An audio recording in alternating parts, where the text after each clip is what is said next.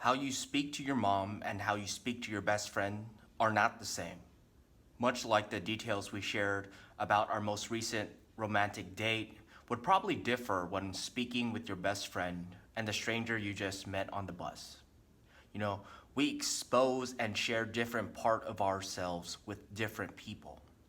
We also communicate differently depending on the communication situation and the purpose of the exchange.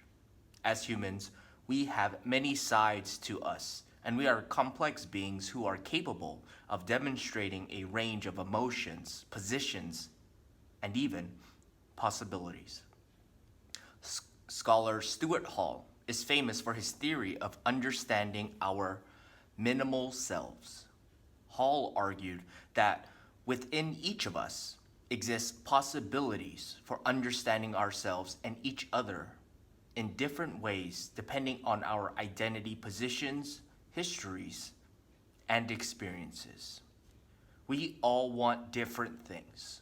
We portray a variety of characteristics to different people depending on the situation and the purpose of our interactions.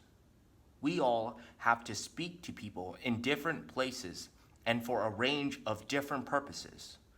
We all must learn how to understand our audience and adapt our message to achieve our desired goals. Your audience is everything. When preparing for a speech or other formal presentation, there are key steps that are essential to helping you plan, organize, practice, and present a powerful and highly effective message. Now, before understanding who your audience is and why you are speaking to them, you must first understand who you are in relation to your audience. We have intersectional identities and experiences that work to construct our view and perspective of the world. This knowledge about who we are and how others will perceive us is vital information to help us think about how to present ourselves and our ideas to our audience. We must begin by framing our ideas. Framing involves three things.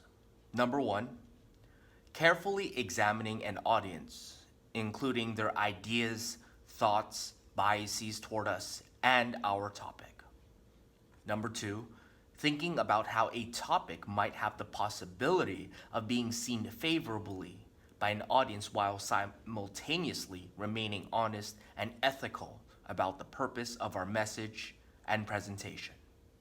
And number three, strategically designing the message in a way that will be heard most favorably by your audience while remaining true to who you are as a communicator and your purpose in sharing your message.